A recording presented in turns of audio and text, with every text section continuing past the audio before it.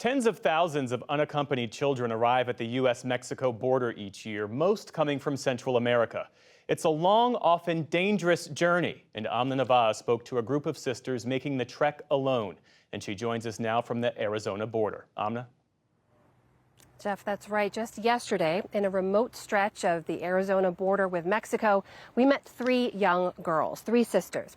Genesis is 14, Nicole is 13, and little Valeria is just 8. Now, these sisters had just made the 1,500-mile journey from Chiapas in southern Mexico, where they called home, up to the U.S. border. Their mother had actually left years ago. She'd come to the States as the sole provider to support her family. The girls had been living with a great-grandmother who could no longer care for them, so they headed north to reunite with their mother. Here, in fact, is what Nicole told us about that trip. How did you know where to go or who to go with? We got to know a group and we started trusting each other and helping each other. Why did you leave Chiapas in the first place? Because it's too dangerous. There's a lot of drug trafficking and other stuff.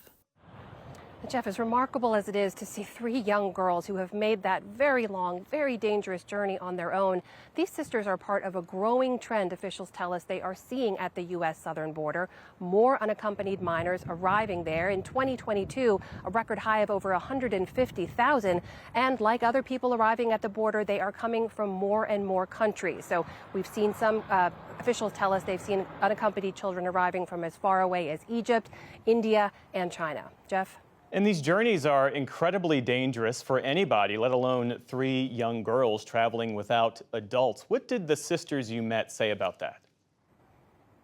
No, the girls in many ways are lucky, Jeff, because they traveled on planes and on buses and then on foot for hours. You know, we connected with their mother. We spoke to her on the phone and were able to talk to her not only to get her permission to speak with the girls, but also to hear what she had to say. She said she felt she had no choice. She had to bring her daughters to her. She told them to stay calm and to stick together.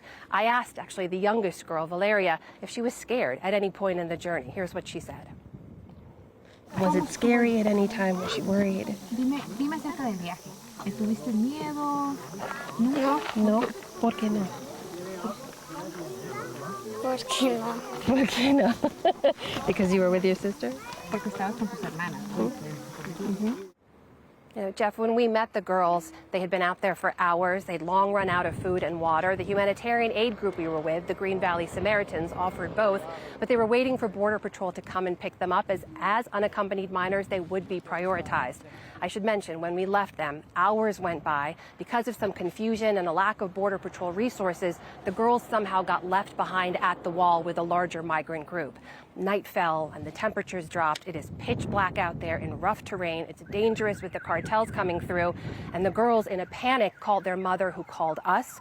We were then able to call around to our contacts and alert Border Patrol there were unaccompanied children still out there on the wall. They sent a car overnight to go retrieve them. But all of this just underscores how incredibly precarious this journey can be, even when the girls felt they'd reached safety in the United States. Jeff? So what happens now, Amna, to those three young girls and to other unaccompanied minors who are making similar treks?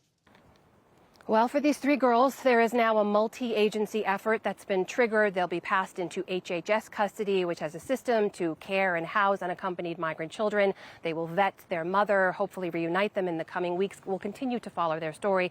But the larger question you ask here is exactly right, Jeff. It's how is the U.S. going to continue to provide and care for what we know are a rising number of unaccompanied children who are now coming from further and further afield? It's just one of the many challenges at the border that U.S. authorities now have to deal with. Jeff?